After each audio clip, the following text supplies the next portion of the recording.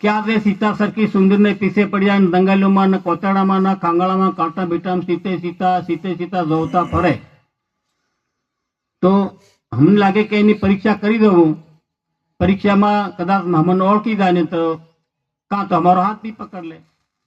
આવું આ માતા અહીં વિચારીને જોવા પાલ્યો. ત્યારે ભગવાન શંકરે પદ્માસન લગાવીને બેઠા ધ્યાન અવસ્થામાં કે હાવ કે શું છે, પણ એક વાત એવી છે કે તમે જીતીને આવજો. ભગવાન રામની પરીક્ષા કરાવજો પણ જીતીને આવજો, હારીને મત આવો. બરોબર.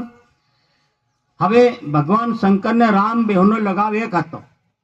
એટલે ભગવાન રામ શંકર ભગવાનને માને આ મારો ઈષ્ટદેવ છે, મારો પ્રગટ કરનારો. અને ભગવાન શંકર કોને માને? રામને. આ બેહનું એક અર્થિંગ હતું. તો પાર્વતીને એટલી સરસ સુંદર સીતા માતાનું રૂપ ધારણ કરીને એટલો શરીરને સજાયું અને ભગવાન રામ રસ્તામાં આવથેલા અને આગળ જઈને બેસી ગયા રસ્તા ઉપર. બરોબર. હવે અંતરામી હતા એ જાણી ગયા કે આ શું કરવું પડે. ભગવાન રામે ઉભા રહીને વિચાર કર્યો કે મારું બેટું અહીં દેખું તો માં છે અને રૂપ સીતાજીનું છે. હવે સીતા કી તો બી તકલીફ અને માં એમ કી તો બી તકલીફ, બે શબ્દની તકલીફ ઊભી થાય. બરોબર. પછી ભગવાન રામે વિચાર્યું કે માં બી નહીં કહેતી, સીતા પણ નહીં કહેતી, અને વસલા ભાગનો એનો સાર કાઢ્યો. થોડાક નજીક હરકીને કીધું કે અરે કે તમે બેટા મારા પિતાજી કાં? બક્ષોટ વાગ્યો શબ્દ. કહેતા ઉઠે દંડવત પ્રણામ કરીને ભગવાન રામના શરણામાં નમી પડ્યા અને ઊભા થાય. પછી અહીંયા તો ખિહાણા પડી ગયા, કેમ કે શબ્દ હારી ગયા. ભગવાન ઓળખી ગયા કે હારી ગયા. ભગવાન શંકર કહ્યા, ભગવાને કીધું કેવું જીતીને હારી? તો કે ના, કે દંડવત પ્રણામ કરી આવ્યા. દેખો જૂઠ બોલે, દંડવત પ્રણામ કરી આવ્યા. બરોબર. પછી ભગવાન શંકરે એવી યોગ લગાડે કે જાઓ કે આજે મારા ઈષ્ટ દેવને તમે પરીક્ષા કરીને અપમાન કર્યું, તો આજથી તમે નામે છૂટા, અમારી સાથે તમે જોઈએ નહીં. અને 14,000 વર્ષનો 10,000 વર્ષનો ધ્યાન યોગમાં ભગવાન હિમાલય પર્વતમાં જતા રહ્યા. બરોબર. ધ્યાન અવસ્થામાં જતા રહ્યા. તો પાર્વતી પણ કે જા કે તમારો પીછો છોડો નહીં, બીજો વાર હું કરી બી નહીં શકું, કેમ કે મારી ગલતી થઈ ગઈ, મારી ભૂલ થઈ ગઈ. એમ કરીને માતાજી માફી માંગી અને પણ ભગવાન શંકરની સાથે હિમાલય પર્વતની અંદર તપસ્યામાં અમર કથાનો પાંડસ લેવા જાય છે. હવે એ સમયમાં પાછો જખ રાજાએ ફેર પરીક્ષા કરવા માટે પાછો એક યજ્ઞ કર્યું. બરોબર. યજ્ઞ કર્યું એટલે બધા દેવોને આમંત્રણ આવ્યું. સૂર્યાદેવ, ચંદ્રાદેવ, ઇન્દ્રાદેવ, બધા મહાન મહાન દેવોને બધાને આમંત્રણ કર્યું, પત્રિકા આલી. પણ જખ રાજાએ બધા દેવોને એમ કીધું કે તમે એક કામ કરો, તમે થોડીક દિક્કત થાય પણ કે તમે હિમાલય પર્વત ઉપર ના આવજો, તમારા વિમાનનું બધા અહીં ઉપર ના દેજો. એટલે પહેલા લોકો કથામાં છે ને એવું થોડોક અર્થિંગ લાગે કે આ લોકો કઈ જાય. ભગવાન શંકરને આમંત્રણ આલ્યું નહીં, પહેલાનો આગળનો દંડવત પ્રણામ નહીં કર્યું એના બારા. બરોબર.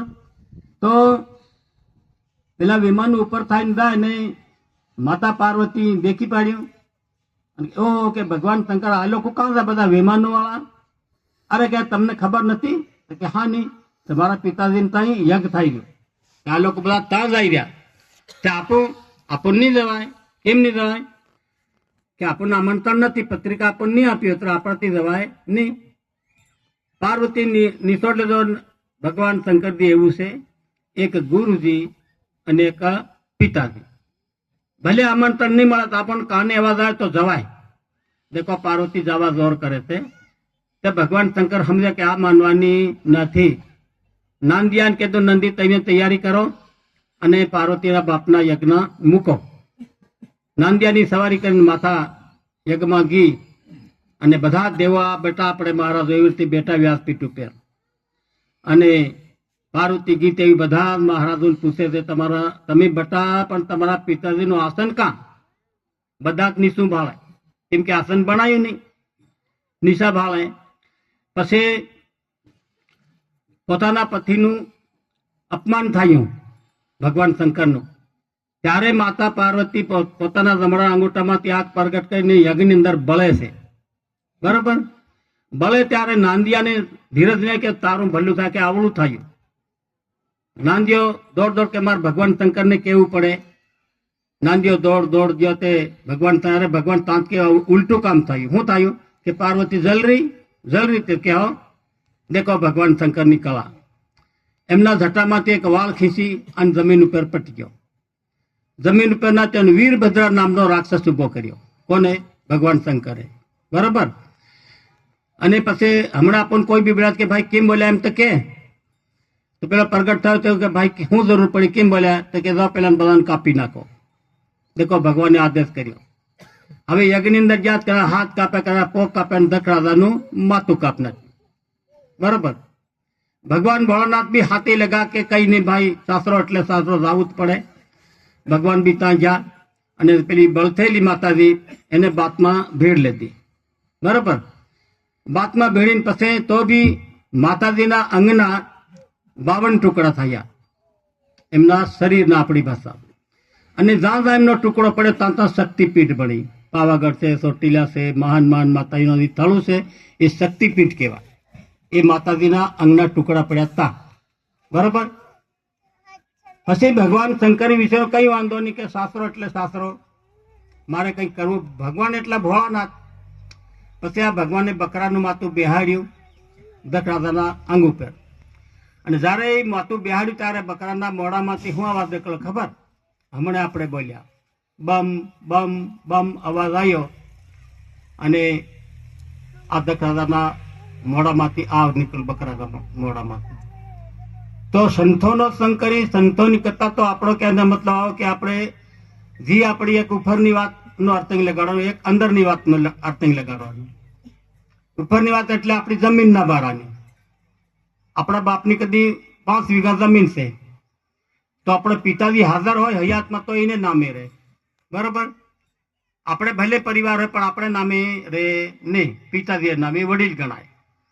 પણ આપણે પિતાજી ઉઠીએ ત્યારે પાછળની પેઢીમાં ભાઈ મોટા ભાઈનું નામ આવે જમીનની અંદર.